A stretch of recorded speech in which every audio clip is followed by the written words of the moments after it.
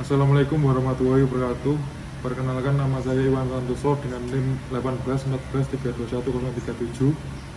Dan saya Rasati Adriani dengan NIM 1814321 Lalu dengan saya Afdan Abror dengan NIM 18143211031.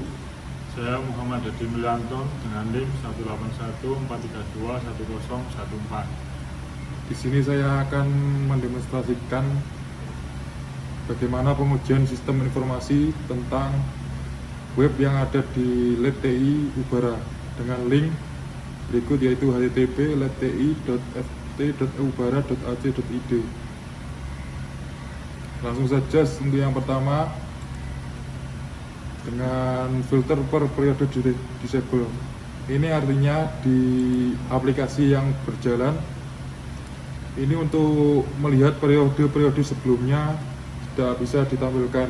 Yang bisa ditampilkan hanya periode yang sedang berjalan, seperti periode yang 9 di tahun 2022. Selanjutnya ada template-nya juga tidak responsif untuk berjalan di Android, seperti contoh berikut.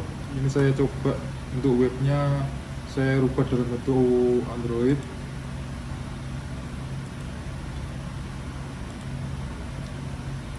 Data praktikum.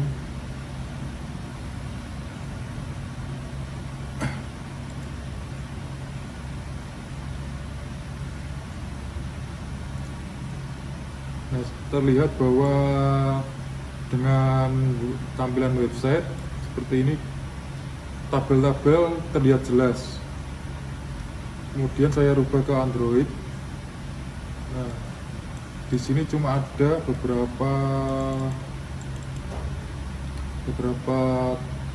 tabel atau field, cuma ada 2. Kita perlu menggeser sehingga ini kurang responsif untuk pengguna Android, seperti itu. Kemudian yang ketiga, Untuk tambah data dosen, mahasiswa, matkul praktikum sukses ketika ada kode yang sama. Padahal seharusnya pada proses ini tidak diberhasilkan untuk menggunakan kode yang sama. contohnya ini kita ambil di data mahasiswa.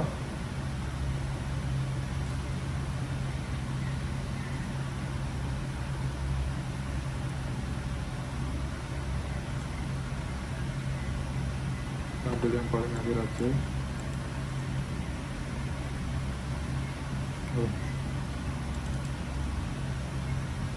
Ada NIM seperti ini 2014321020. Saya coba daftarkan NIM yang sama dengan nama terserah, misalnya dan, maka di sini statusnya berhasil. Seharusnya pada proses ini tidak diperbolehkan karena menggunakan NIM yang sama dengan nama yang berbeda. Seperti ini, NIM terdaftar 2 kali. Saya hapus dulu. Kasusnya juga sama untuk data yang ada di field, maksud saya navbar dosen. Juga sama, kita memasukkan NIDN dosen yang sama juga berhasil.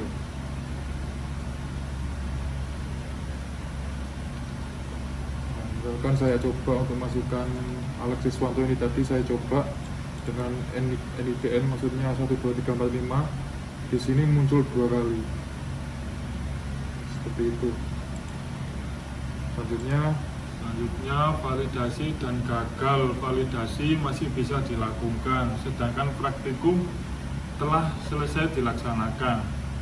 Pada proses ini seharusnya pada salah satu mahasiswa ketika sudah mengambil salah satu praktikum dan sudah lulus, untuk menu ini seharusnya sudah tidak bisa dirubah-rubah lagi atau sudah di lock telah mengikuti. Namun pada proses ini masih bisa diubah untuk statusnya. ya, seperti contoh ini yang Stefanus ini, untuk praktikum kan sudah dijalankan, sehingga untuk validasi ini harusnya pun validasi, maksudnya di blok aja. Ini kan sudah itu praktikum masih bisa dievaluasi seperti ini.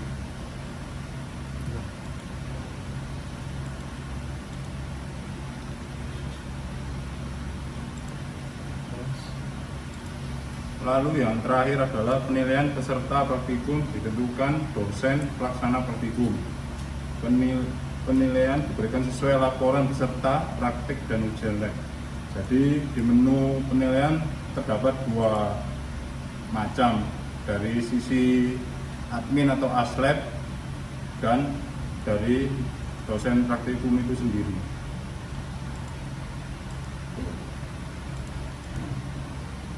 Untuk memasukkan periode lalu praktikum, memasukkan ini. Jadi ada dua menu dari aslab sama dosen praktikum itu sendiri.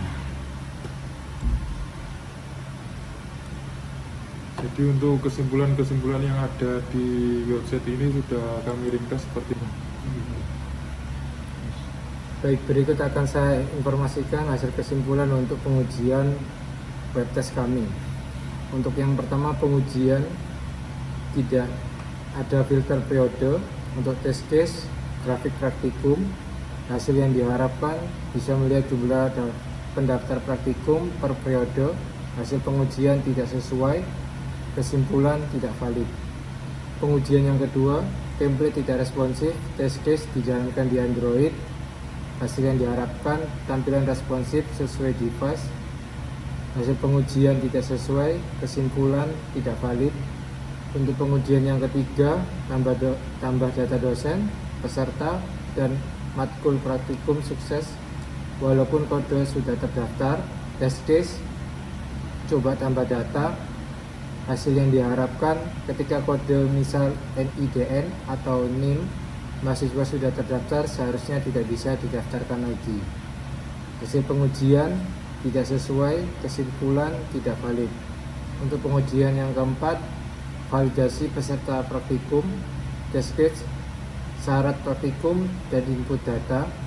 Hasil yang diharapkan melakukan validasi praktikum sesuai informasi yang telah ditentukan dan memblok unvalidasi jika peserta praktikum tidak sesuai ketentuan. Hasil pengujian tidak sesuai, kesimpulan tidak valid. Untuk pengujian yang kelima, penilaian peserta praktikum, test case, laporan, praktek, dan ujian peserta praktikum di lab. Hasil yang diharapkan, peserta dapat menyelesaikan laporan, mengikuti praktek dan ujian hasil praktikum di lab. Penguji dari dosen praktikum atau asisten praktikum. Hasil pengujian sesuai, kesimpulan valid. Demikian presentasi dari kami. Wassalamualaikum warahmatullahi wabarakatuh. Waalaikumsalam.